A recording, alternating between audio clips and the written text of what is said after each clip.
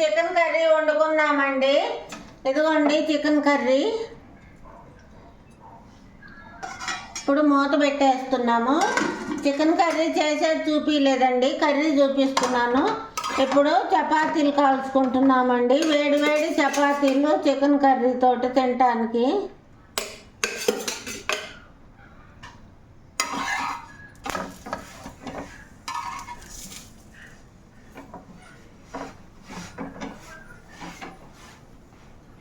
చపాతీలు చూడండి ఎలా పొంగుతున్నాయో, సన్నగా బాగా.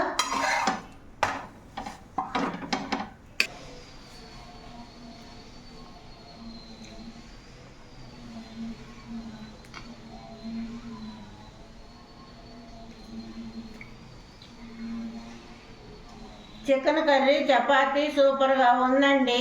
మీరు కూడా ఇలాగే ట్రై చేయండి. లైక్ చేయండి, షేర్ మీ సబ్స్క్రిప్షన్ చేయండి.